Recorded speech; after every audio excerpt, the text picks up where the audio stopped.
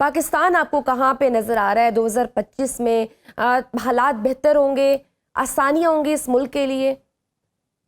मेरा 2025 का अपनी कौम से एक रेज़ोल्यूशन है, दरख़्वास्त है कि ये वो एक आखिरी साल है हमारे पास। अब भी अगर हमने शख्सियत परस्ती ना छोड़ी तो जो है ना, ये ज़मीन कहीं हम पे तंग ना हो जाए, ठीक हुँ, है? जो फर्स्ट 2 मंथ्स हैं, जनवरी और फ़रवरी, बहुत सारे चैलेंजेज़ आएँगे हमारे इदारों के लिए, स्पेशली हमारे अस्करी इदारों के लिए। अच्छा। इनका कोई इम्तिहान हो सकता है इस वक़्त में जो है, तो बड़ी स्ट्रेंथ की ज़रूरत है इस वक़्त में। अल्लाह करे मुल्क के सब इदारे एक पेज पे आ जाएँ, क्योंकि जनवरी और फ़रवरी जो सितारा खतरनाक पोज़ीशन लेने जा रहा है, ये मैंने कभी हर साल में बातें नहीं की। हर साल मैं कहती थी पाकिस्तान यहाँ से भी निकल जाएगा, यहाँ से भी निकल जाएगा, लेकिन ये वाले 2 महीने बहुत बड़े चैलेंजेस भी हो सकते हैं, अच्छा। इम्कान है इस चीज़ का। क्योंकि एक ऐसा सितारा जो 4 नवंबर को निकल गया था, ये हुँ, मेरे तालीमी करियर में कभी ऐसा नहीं हुआ।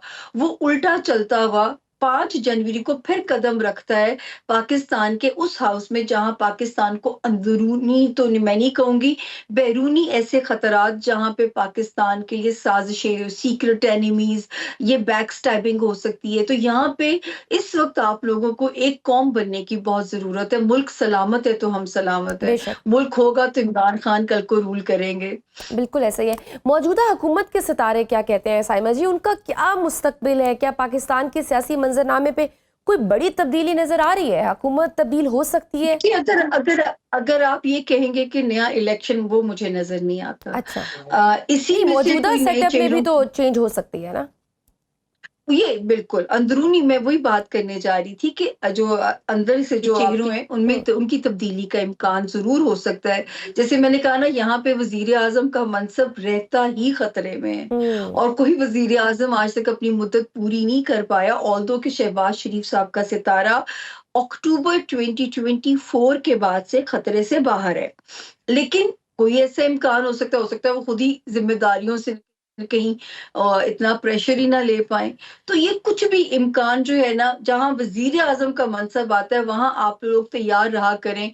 जब तक इस मुल्क में सिस्टम नहीं बदल जाता, ये कभी भी इम्कान मौजूद है कि इस मुल्क का वज़ीर-ए-आज़म हमेशा ही जो है वो डेंजर ज़ोन के अंदर ही है, हुँ। जब तक कि मुद्दत पूरी नहीं होती, जो कि ऑल्दो कभी अभी तक पूरी नहीं हुई।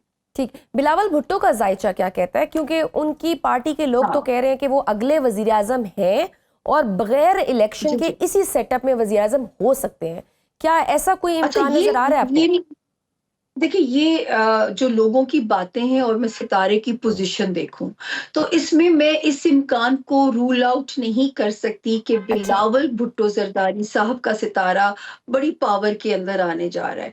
वो जहाँ जुपिटर लेके पैदा हुए थे, एक मौलाना फज़लुर रहमान साहब और एक बिलावल ज़रदारी साहब। हुँ, ये जो 10th फ़रवरी से लेके 15 मई का टाइम फ्रेम है, इसमें अगर ये मोजज़ा हो गया, तो ये बिल्कुल जो है आप तवक्को कर सकते हैं। क्योंकि ये ज़रूर है कि बिलावल का जो सितारा है, बिल्कुल उन्हें कॉम्पेंसेट कर सकता है। अब उसमें इनाम में क्या मिलता है, ये मैं नहीं प्रेडिक्ट कर सकती। मैं हमेशा से कहती होती हूँ, ये मैं नहीं बता सकती अगला वज़ीर-ए-आज़म कौन है। अच्छा। लेकिन इन 2 शख्सियात के सितारे पावरफुल हैं 2025 के फर्स्ट हाफ में। ठीक। सियासी तब्दीलियाँ तो होंगी, लेकिन अगर बिलावल भुट्टो की इज़दवाजी ज़िंदगी की बात करें, तो उसमें भी कोई बड़ी तब्दीली नज़र आ रही है? बिलावल भुट्टो नए अच्छा, साल में देखिए, सेहरा पहन सकते हैं? मैं ये कहूँगी कि अल्लाह की तरफ से कोई बेहतरी होती है कि उन्होंने अब तक शादी की ही नहीं थी। हुँ, वरना उनके भी जो है ना, 1 से ज़ायद शादियों का इम्कान मौजूद था। अच्छा। लेकिन अब ये जो शुरू हो रहा है टाइम 12 जनवरी से, ये बिलावल की ज़िंदगी में ट्रांसफ़ॉर्मेशन ला रहा है।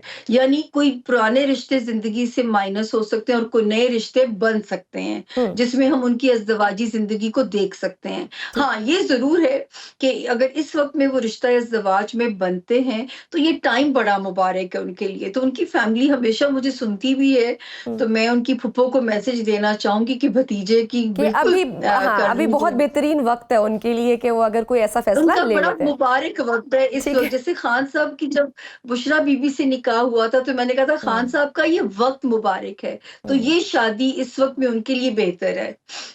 ठीक है, नया साल मरीम नवाज के लिए कैसा साबित होगा? बज़ाहिर तो उनके लिए मुस्तकबिल करीब में कोई बड़ी सियासी मुश्किल नजर नहीं आ रही, उनके सियासी सितारे क्या कहते हैं? बिल्कुल।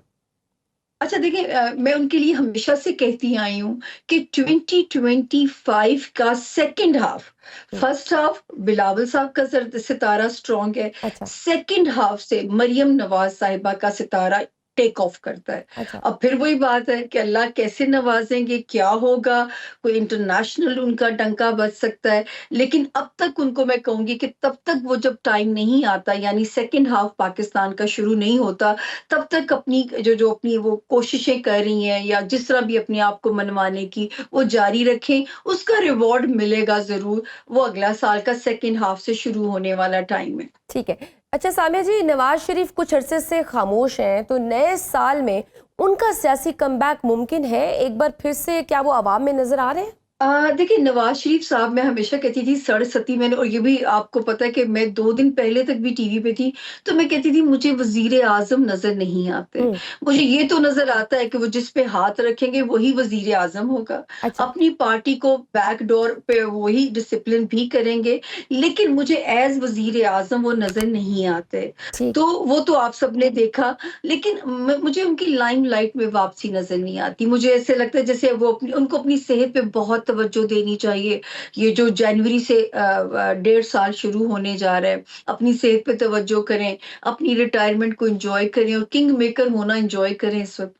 ठीक है, अमेरिका में बड़ी तब्दीली आने जा रही है। डोनाल्ड ट्रंप जनवरी में हलफ उठा लेंगे, उसके बाद दुनिया का भी मंजरनामा क्या होगा? इस साल तो हमने बड़ी तब्दीलियां देखी, मशरक़ वस्ता जंग की लपेट में भी आ गया, शाम और बांग्लादेश में इनकलाबी सूरत हाल भी पैदा हुई।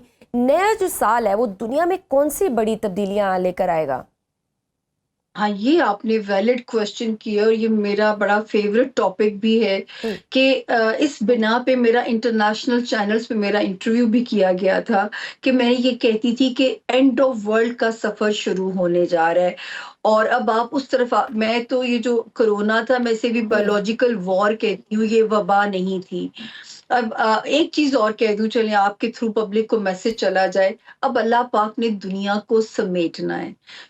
इब्लीस अंकल को जितनी ढील मिलनी थी मिल गई। हम्म, इस साल के मिड से अब लगाम खींची जाएगी और अल्लाह ने किस तरह दुनिया को समेटना है ये मुझे नहीं पता। न्यू वर्ल्ड अलायंसेस बनेंगे। मुझे अमेरिका को हार्ड टाइम मिलता हुआ नजर आता है, रिसेशन मिलता हुआ नजर आता है। मुझे ऐसे लगता है कि जो नई सुपर पावर होगी, पाकिस्तान का अलायंस भी उसी तरफ जाएगा, अच्छा जिसकी वजह से पाकिस्तान ये खित्ता बहुत इंपॉर्टेंट हो जाएगा।